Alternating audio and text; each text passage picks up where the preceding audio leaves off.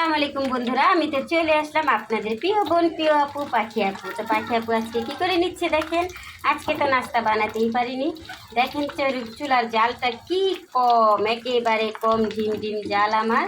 তো ওই চুলার জালে আমি এখন ডিম ডিম করে একটু তরকারি রান্না করে নিচ্ছি। আর এখানে হচ্ছে গিয়ে 2টা ডিম ভেজে নিচ্ছি।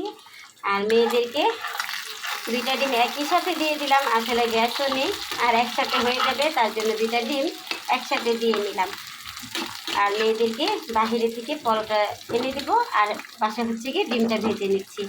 পরোটা আনতে চলে গেছে ওদের বাবা, কিন্তু আমি এখানে ডিমটা ভেজে নিচ্ছি। আর এখানে হচ্ছে গিয়ে তরকারি রান্না করে নিলাম। আর এখানে তরকারি রান্না করেছি বেগুন আর আলু আর রুই মাছ দিয়ে, আর দিয়ে দিয়েছি বেশি করে টমেটো আর ধনিয়া পাতা। তো তরকারিটা তো আমার রান্না করা শেষ। আর আমি রুই মাছটাকে ভালো মতো ধুয়ে পরিষ্কার করে ভেজে তারপর হচ্ছে গিয়ে তরকারিটা কষিয়ে তরকারিটা বন্ধুরা রান্না করে নিয়েছি। তো তরকারিটা আমার আরেকটু হবে, আরেকটু ঝোল কমলে আমি তরকারিটাকে নামিয়ে নিব। আর রুই মাছ নিয়ে এসেছিলো, তো রুই মাছে একটা ডিম হয়েছে, তো সেই ডিমটাকে আমি একটু পেঁয়াজ দিয়ে ভাজা ভাজা করে নিলাম। আর তরকারিটা বললাম না আরেকটু ঝোল কমবে, তারপর হচ্ছে গিয়ে তরকারিটাকে আমি নামিয়ে নিব। আর এখানে তো আমার ভাত রান্না করা শেষ, আমি ভাতটাকে ছেঁকা দিয়ে রেখে দিলাম। আর এখানে হচ্ছে গিয়ে আমি তো সকাল সকাল উঠে এই ডালটা রান্না করে নিই। এই তো ডালটাকে বাঘার করে নিয়েছি, ডালটা রান্না শেষ হয়ে গিয়েছিল, তো ডালটাকে বাঘার করে নিলাম। আর এইখানে ওই যে বললাম না মাছের একটা ডিম হয়েছিল, তো ওই ডিমটাকে একটু চটকিয়ে তারপর একটু পেঁয়াজ দিয়ে হলুদ মরিচ আদা রসুন বাটা জিরার গুঁড়া দিয়ে একটু ভাজা ভাজা ভাজা ভাজা করে রান্না করে নিলাম আর কি। দেখি মেয়েরাও যদি খায়, আর যদি রয়ে যায় তাহলে এটাকে আবার কালকে করলা দিয়ে ভাজি করে দিব। এই তো ডিমটা আমার ভাজা শেষ, আর হচ্ছে গিয়ে ডিমটা আমি এখন উঠিয়ে নিব।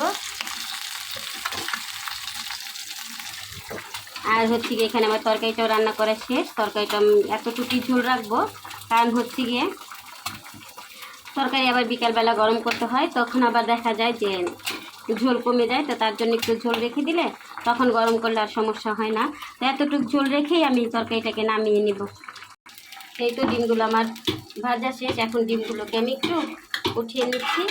আর পরোটা তো গরম গরমই নিয়ে আসবে বাহিরে থেকে,